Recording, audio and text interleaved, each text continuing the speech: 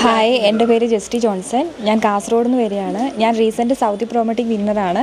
First of all thank you so much sir. സാറിൻ്റെ class കൂടിക്കൊണ്ട് മാത്രമാണ് ഞാൻ ജയിച്ചതെന്ന് പറയാൻ വേണ്ടി. കാരണം അത്രയും ട്രിക്കി ആയിട്ടുള്ള ക്വസ്റ്റ്യൻസ് ആയിരുന്നു.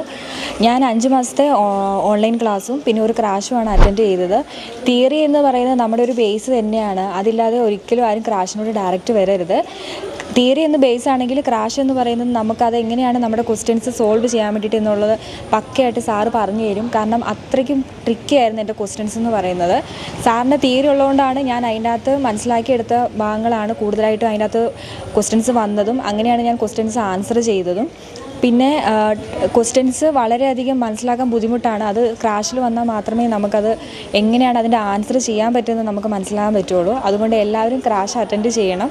സാർ എത്രയാണോ ക്രാഷ് അറ്റൻഡ് ചെയ്യാൻ പറയുന്നത് അത്രയും തന്നെ അറ്റൻഡ് ചെയ്യുക. കാരണം നമ്മുടെ ഒരു ഇതനുസരിച്ചാണ് സാറ് നമുക്ക് പറഞ്ഞു തരുന്നത്.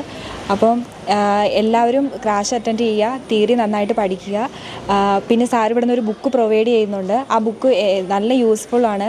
ഇപ്പം എക്സാമിന് മാത്രമല്ല, തിയറി ഒരു ഇൻ്റർവ്യൂ വന്നാൽ അത് നല്ല യൂസ്ഫുള്ളാണ്. അതെല്ലാവരും വായിച്ച് ഒരു തവണയെങ്കിലും വായിച്ച് മനസ്സിലാക്കുക.